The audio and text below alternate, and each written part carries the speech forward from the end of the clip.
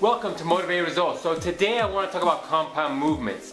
You might already know the benefits of these movements, but I specifically want to talk about the risks involved with performing them, and I almost wanted to rate them in a 1 to 4, at least the 4 I'm considering, as the level of danger and the level of skill that you must bring to the table in order to execute these correctly without any issues. Disclaimer, I am aware that these movements by far are essential for certain goals that you're probably trying to reach. My goal here is not to talk about them in a negative sense, more so just bring awareness of the primary issues that people can have with them.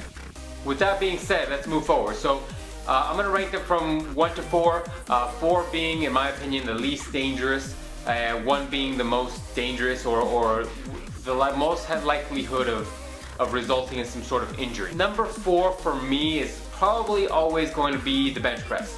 Although you do have some shoulder issues depending on where your shoulders land. If you're really shitty with your bench press, as I was when I was younger, you might have some shoulder issues, which I do. But for the most part, bench press is something that you can go into it as long as you're not dropping 4 or 5 plates on a bar. But for the most part, bench press is one of those movements that doesn't require a supremely high level of skill. Number 3, this to me is going to be the squat. For me, the squat is a movement that is somewhat technical. It does require for you to know your positioning, the movement, the path in which the bar has to move. This is a definitely technical movement. When you're comparing this to the bench, it's far more technical because of so many more aspects.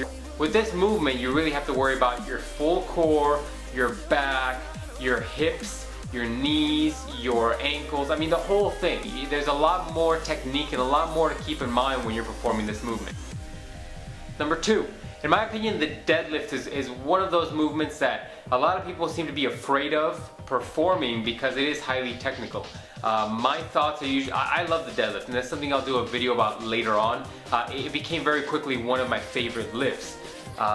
One thing to keep in mind though is depending on sumo, depending on traditional, there's different positioning, different movements, the way your body transitions from the lowest piece to the highest piece, the whole piece of the movement.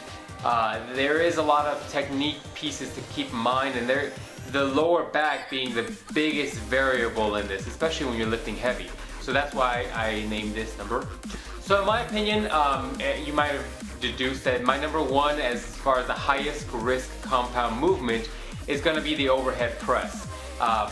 Why, you might ask? Well, although this is primarily an upper body movement, there's a lot more to keep in mind. In order for you to stay stable on the plane that you're trying to be in, your back has to be tight, your glutes have to be tight. Some people actually choose to flex their quads at the same time.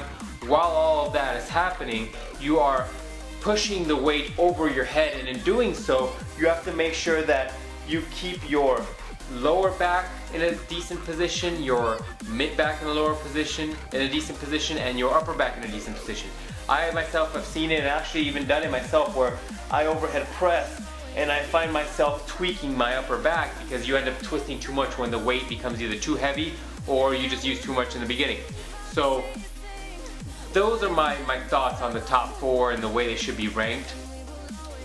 And once again, I'm a big fan of all the compounds. They are definitely very beneficial in all of your goals and all the things that you're trying to do.